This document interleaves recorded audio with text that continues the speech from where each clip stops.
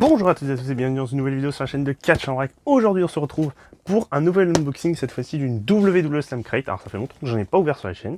WWE Slam Crate, je rappelle, ce sont les box qui sont proposés par Loot Crate, qui est donc un site américain de vente de box, on peut dire ça comme ça.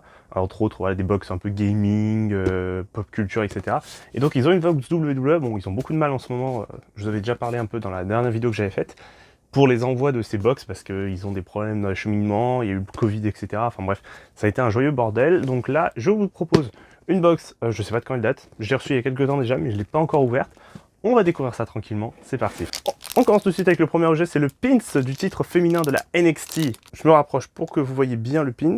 Je vais essayer de faire le focus, s'il veut bien. Voilà, super. Donc très sympa, le titre féminin de la NXT. Voilà, actuellement détenu par Mandy Rose, hein, pour rappel. Très sympa, moi je trouve, ce petit pins.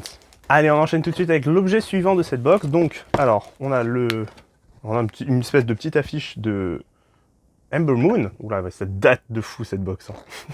Je dis qu'elle date, c'est qu'elle date. Hein. Ember Moon, donc il n'est même plus bien sûr à la WWE. On a, alors, on va prendre quoi?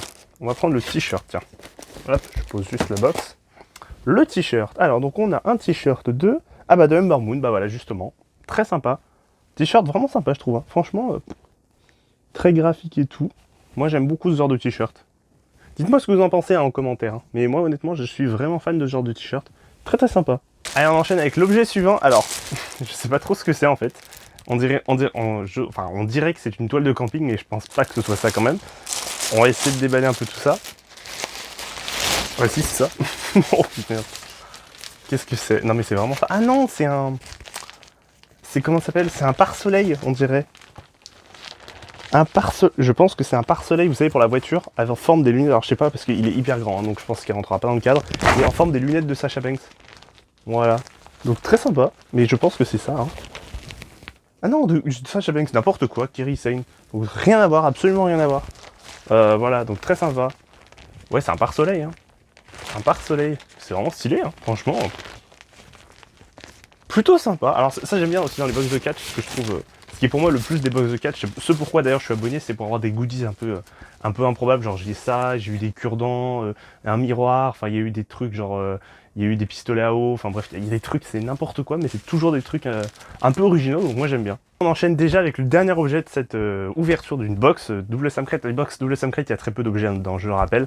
Donc c'est une figurine, j'ai l'impression, au vu de la boîte, de Tommaso Ciampa, donc ancien champion de la NXT. On va l'ouvrir ça tranquillement.